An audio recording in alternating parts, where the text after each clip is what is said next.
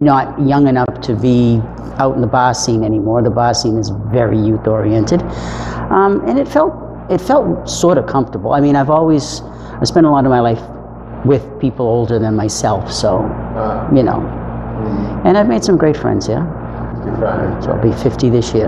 Yeah. Yeah, I think, but there's a whole bunch of guys my age out there who we're the last of the pre-computer literate, and we're too old sort of for the bar scene. And the bar scene in Boston is dying. It's not needed anymore, and we've got to find a way to reach out to these guys and bring them in. People my age in their late 40s and early 50s, and this is a fantastic organization for them. Okay. You know. Go on about that some more. You know, I mean, because it's the gay community. Our socializing was focused on drinking establishments, which is fine for a lot of people. But if you have some hang-ups and problems, it leads to issues. And a club like this doesn't have that problem, and it's open to all sorts of things, trips and socializing and games, you know, card playing, game nights, things like that. And I think we're perfectly situated for that kind of thing, and it's just a matter of getting it organized and getting the word out there and letting guys know that this is available. I think a lot of guys just simply don't know this is available. I think that's true. I think we're just starting to try a new reach out, and I think right now we're trying to figure out the best way to find them. A lot of guys, I think, are afraid of being thought of as old, so they see a group of older guys and they're like, okay, well, I don't want to be seen with those guys. You know, because I'm not old.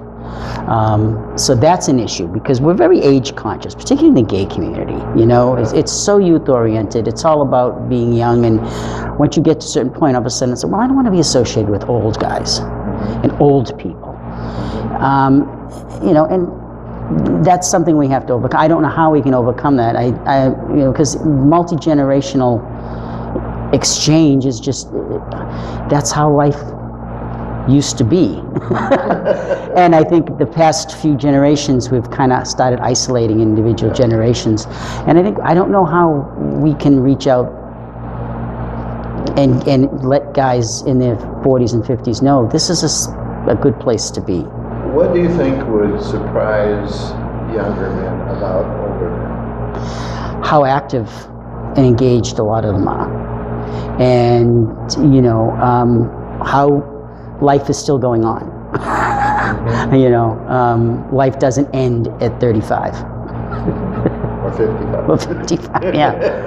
You know, because in the bar culture, that's where it ends, like 35, you forget it, you know, unless you're a real health nut. But of course, we've got the challenge of the internet now. And people don't feel the need, I think, for the same social organizations. I think it's coming back. I think people are realizing that the engagement that you get from the internet just doesn't cut it. Two-dimensional. Yeah. I've never dabbled in it. Well, because there's a lot of shady characters who are going to deal in that, and you know, if your only way of hooking up and meeting people is via the internet, just like in the old days, you know, we went cruising to all these, you know, the illicit cruising places. You're just putting yourself out there to be victimized. The chance of being victimized. There's just a story in the news about a guy who got his car stolen up at Alewife, the train station, because you don't know what you're getting into, and you know, a lot of guys have I think almost a desperation for some physical contact, some emotional contact, and they're willing to take really dangerous risks in order to, because there's still an isolation, a closetedness for a lot of particularly older guys. Yeah. And I mean, even I don't think I would, I mean, I'm not really semi-closeted, but I don't think I could walk down the street holding hands with another guy. I don't think I could do that yet. So these guys who, they're victimizing themselves because they're hiding out. And a place like this will allow them to meet people and other people with the same interest in a safe environment. And, you know, we have to use the internet to reach those guys. Even the image of that. I think engaging with the community at large, doing reach outs, so people get to know us, and sharing some of our events with the general community so that people can come in and see. And so even maybe some guy who's a little unsure and he's alone and he's afraid, and oh, well, this isn't some wild sex party. I can go meet these guys and play cards, or go to a museum, or go to movies, or just talk. And talk out some of the issues, because that's a big part, I think, of what we can be available for. I think there's still a lot of closeted guys out there, and there's still a lot of guys out there who are afraid, and we've got to reach out to those kind of guys and let them know that you can come and talk to us, and you can come and hash out problems and get to know who you are. To me about different things. I've been talking to one fellow who's new, you know, recently just sort of coming out on his own, and he's middle-aged, and he just talking, just telling someone else your problems, and just so you know you're not alone. I think that's like the number one thing, just to let people know you're not alone. You can come here and you can share, and you can get this, you know, support. Just our social trips, our house parties, things like that, I think make people feel part of a family, because as a gay man in the old traditional dynamic, once you got older you were alone, unless you were in a relationship. You didn't have any family. A lot of people were completely cut off from their families. So we're a surrogate family. Have you seen that here? Yes, we've got quite a few members who are in long-term relationships. You know, hear that, straight world? There are gay men who have always been in long-term monogamous relationships, and just like in a heterosexual relationship, if you're in it for a long time, you're devoted to one person, and then that person's gone. What do you have? And if you don't have children to support you, what do you have? You have us. We do a Thanksgiving thing here, and we do, you know, the holiday party. And I think we've got a few members who, for them, this is their family. I think that's everywhere. And that's as it should be, I think. Well, I've made so many friends in this club that, you know, that I didn't have. My sort of dynamic had been, when I was a teenager, I became sexually active, and I went out and I went cruising, and I met guys mostly who were a lot older than me, and I didn't form a lot of friendships. I had two separate worlds. I had my heterosexual world, and I had my sexual world, which was gay, and the two of them were divided. So all of my friends were basically straight. Most, I think, I don't know if one or two friends I was in touch with long term from the old days, but most of my friends were heterosexual until I joined this club. And so now I have more gay friends, and you know, and so what you talk about and what you do and your activities, they're a little different, and you know, socializing, and I've grown because of that. I've learned a lot from them. Volunteer in the office. I was not computer literate at all, and I've expanded my knowledge of all of that too by volunteering. So I got something out of it, and I've been able to share, you know, that with other people. And that, it sounds corny, but I like doing that. I like sharing. These are genuine friendships. These are friendships. These are people I can call up and just chat with. People I see, maybe someone who doesn't come to every meeting, you know, and I'll see them once every 2 or 3 months, but it's like, hi, you pick up right where you left off. How's it going? What's new? This and that. Whereas I had very few return engagements. And then I had a circle of friends a little later in the bar scene, but they were, most of them, not all of them, but most of them were only bar friends. That was it. I saw them at the bar, I'd go hang out with them, you know, we'd goof around all night at the bar until the bar closed, and then that was it. I wouldn't see them until I went to the bar again. There was never any thought of doing anything else with them. So they were friendships, but they weren't friendships. I have those friendships now that I never had with gay men years ago. Always pretty all right. I mean, I had times when I was down because I felt like the world didn't like me, and I didn't know why a lot of people in the world didn't like me. But there's a few members here that I get the sense that this was vitally important to them. Yeah. This was really vitally important to them because they had nothing else and they didn't know where to turn. Mm-hmm. And I think a lot of younger people, even Gen Xers, may forget how isolating the world could be before the internet. Mm-hmm. Really didn't have but 1-2 friends at a time where I really would go and do anything with. And I actually even wasn't sexually active for that period of time. It was just I was just closed in on myself and just kind of chugged along. I always knew I was different. I look back on memories of childhood now, and I realized there were so many things that I suppose that someone today would have definitely picked up on it, an adult. And so I always kind of knew I was attracted to guys. I was the kid in the neighborhood, I'll show you mine if you show me yours. And so it was always kind of there. And I became sexually active when I was 14. I read about a series of murders, gay men being murdered in the Fenway. And they told about how this was a cruisy area. And I actually got on my bike and rode across the city and went in the middle of the day and went over there. And so I was sexually active through all that time. And I met my friend Donald, that was his name, Donald.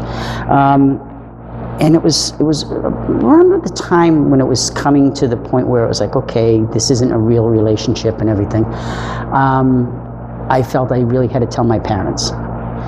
And I was absolutely terrified. My parents are wonderful, wonderful people.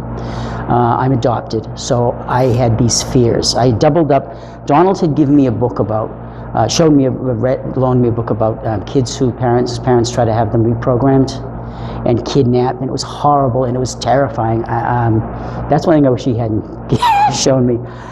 And being adopted, I had in my mind that they could just say, well, you're not ours. Goodbye, get out of here. And I was terrified. I was absolutely terrified. And I finally felt like I had to do it. And I sat my folks down in the kitchen one night, and being a bit of a drama queen, I actually asked them if I could have a shot of whiskey before I told them. Right? It's like, no. My mother's like, no. And so I told them.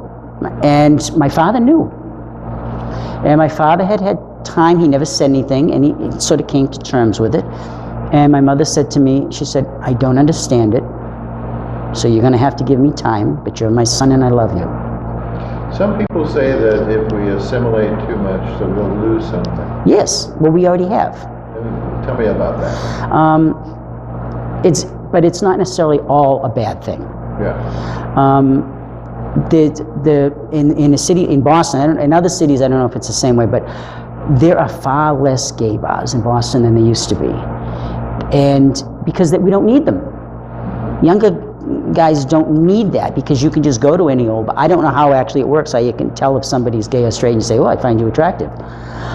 But because that's something I didn't grow up with. I grew up with, you go to the right bar, you go and you do the signals and the codes and whatnot. So it's great that we don't need that anymore. We developed an entire covert society based on being covert. And we don't need that anymore. And so that was a bond we had. And so it's sad that that's going away, even though it's going away for a good reason, because we're assimilating to an extent, or at least, I shouldn't say assimilate, but we're getting to the point where people are accepting of us. We're making our own dynamic, and we should definitely be following our own dynamic. We don't have to emulate the male-female. you know. And if we try to do that, and we tried, I remember way back to talk about the leather drag being cut out of gay pride and everything, because the Izod shirt wearing set wanted to look just like regular people, and we didn't want to deal with the dykes on bikes and the leather and the drag queens and blah blah blah. We wanted to hide them all, and no, that's not where we should be going, because then we're actually killing ourselves. And particularly drag queens, because if you look back, those were the fighters. They were. Where were you during the HIV/AIDS epidemic at its most critical? I was in my teen years, and I remember thinking to myself, because I was talking to all these guys that were most 10 or 11 years older than I was, and I was hearing about the 70s and the parties and the orgies and the just everything, and I remember thinking to myself, I'm going to be having a whole lot of fun. And then all of a sudden this mysterious illness came, and it was terrifying. And I felt robbed. I felt completely and utterly robbed. I felt like my future had been taken away from me. I didn't want to die of AIDS, so I just did whatever. I actually was a heavy smoker, and I was just praying something else would take me. I was just waiting, okay, I'll just die. I was just waiting to die. I went through a period of time when I was just, waiting for that. I felt like there was very little point. And he mentioned testing, and okay, fine, no problem, don't worry about it. Never mention it again. But he planted that seed. And then one day I said, he goes, you want to do it? Fine, I'll send you downstairs right now. Let's not even talk about it before you chicken out. Boom, did it. And he said, I'm not going to tell you over the phone. You'll have to come in.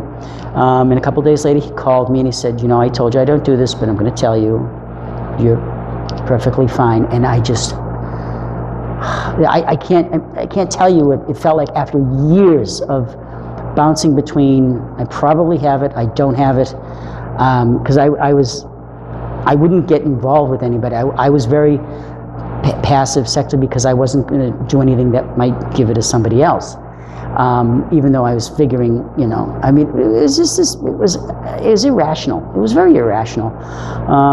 But it was fear. And my doctor had told me, he said, there's a lot of guys your age that came of age right at that moment. And they're the most affected by it. The older guys dealt with it better, some of them did, and the younger kids and different, but it was just right there in my teen years, and all of a sudden it was like, here's this future of just, wild debauchery, party and everything, and it's gone. And when you're a teenager, when you're a teenage male, come on, what is your future? What are you looking for in your future? That's what you're looking for. Most of us, we're not mature enough to be thinking of all the other things that life has to offer. And it was horrible. I really felt like a big chunk of the middle of my life was just sort of snatched away. I understand. How is your life different than you thought it would be? Oh, in so many different ways. I feel like I could actually have a relationship with the person now. My whole direction in life, with all other factors, with work and everything, didn't go where I had planned. I'm kind of scraping by. I'm in a situation in my life where I'm, scraping by, instead of being really comfortable. But at the same time, I have met so many people that I don't think I would have met had my life gone the other direction. So it balances out. I suppose it balances out. I'm curious why you say you're open to a relationship now. What's changed? Well, the idea of the way society was years ago was my whole sexual dynamic was only anonymous sex. Even though I always knew I was gay. I always knew I was gay. There's I'm on Kinsey's scale. I'm way down there. I'm not anywhere near the middle. But I contemplated marrying just to make life a little easier. My whole life, I thought, was the only, as far as sex, as far as any kind of sexual satisfaction or relationship, that was always going to be anonymous. It was always going to be 1-2 times, you know, maybe somebody that I hooked up with semi-regularly, but never in conjunction with an emotional relationship. I just didn't think that was ever going to happen, and now that can happen. Openly, you know. It didn't occur to me that there were that many relationships back then of guys who were together for years. Because I didn't see it. Because you don't see that when you go to the bars and you go to the bushes, because you don't see those guys because they're not there. You know, whereas now, especially at the prime timers, I've met those guys. I've seen those guys.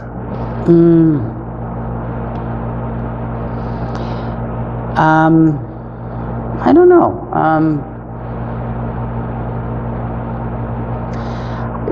I suppose facing up to having friends that are so much older that they're all going to be leaving. They're all going to be passing on, and the emotional loss of that is something that even though I've always sort of most of my life off and on of different periods, I've socialized with older people, so I've dealt with that to an extent. But some of these relationships, people who are passing on, it's, you know, it's wrenching. Oh yeah. I think there's a fear with a lot of older members that they're going to be forgotten. So there's a, you know, which is I just can't see that actually happening. That there's always room for growth, there's always room for improvement, and we never know as much as we think we know. Being who you are, I mean, you know, just very simply being who you are. The idea of having to hide who you were limited your life in so many ways, depending on how willing you were to sublimate who you were. I mean, you know, there's always been guys who were tough, deal with it. You know, the actor Billy Haynes, you know, he gave up his career to be who he was. But not everyone is that strong, you know.